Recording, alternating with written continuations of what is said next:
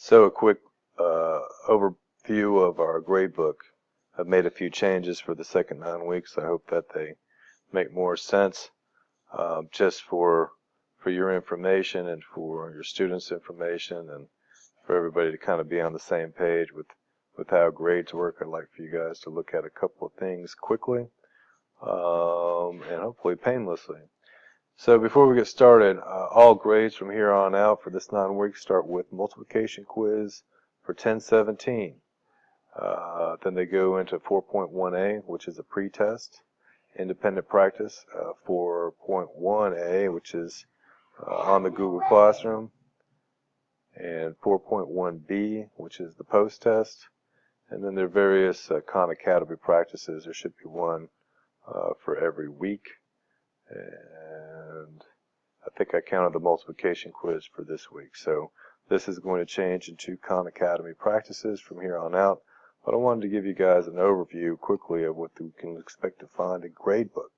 So let's say your student, for whatever reason, is sporting a lower than usual grade. Maybe she or he has a 35 or a 60 or something. And you're like, well, what can I do to change that?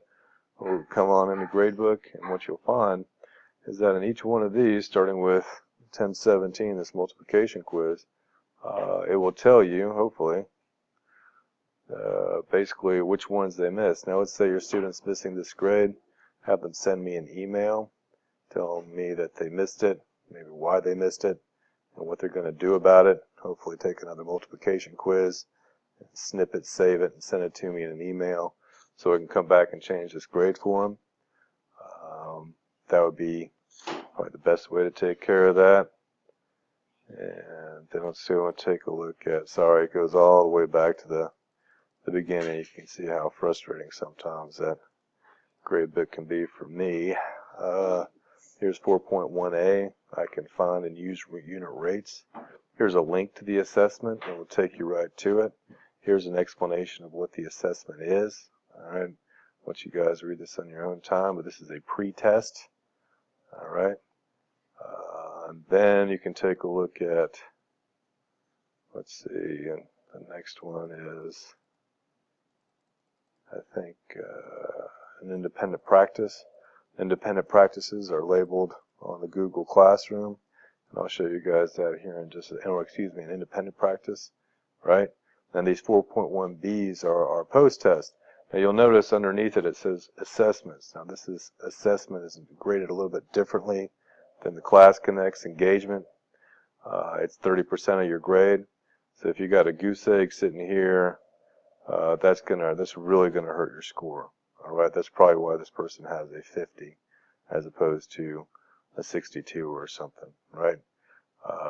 This person here has a 50, but they're sporting a C because they're doing all the other work that they need to be doing in class. Same thing with this person. So if you have a 0 for a 4.1B or any 0.2B, 4. Whatever B, excuse me, sorry. You really should focus on getting those done first before you do anything else, because that's a major part of your grade.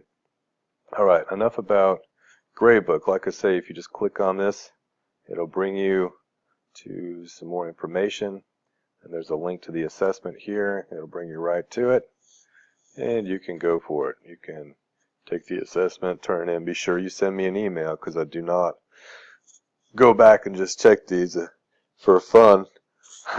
So make sure that you let me know. I try to reorganize Google Classroom a bit.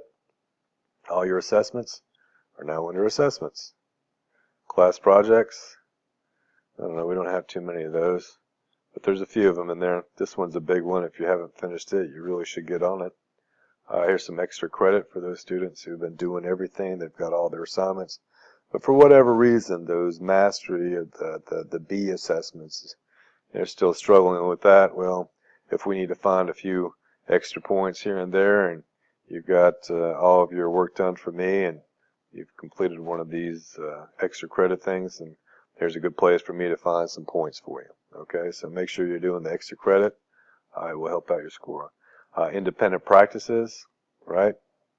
4.1 goes along with all the stuff in 4.1, as does, let's see, this is just a straight up one from earlier one. This should be, I guess, 4.2.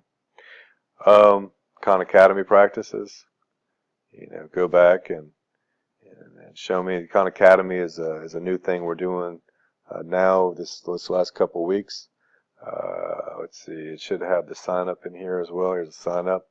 It's got a doc here. You can read this information, put in my class code, so I'm your coach. All right.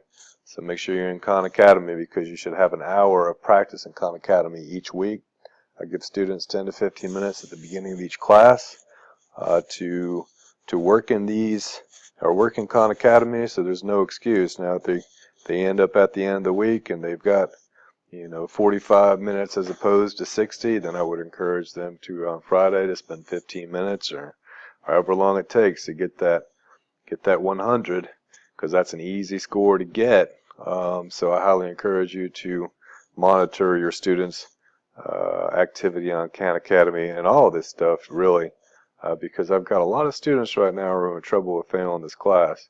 There are also a lot of students who are in trouble of failing this class by a huge margin, which means that by the end of the year, at the rate we're going, it would seem unlikely that they would be able to move on to the 8th grade, or at least stay within TNVA. Maybe they need to go back to a brick and mortar setting to get some additional support. So if you're receiving an email with this video in it, please pay close attention and see what you can do about getting your student back on track.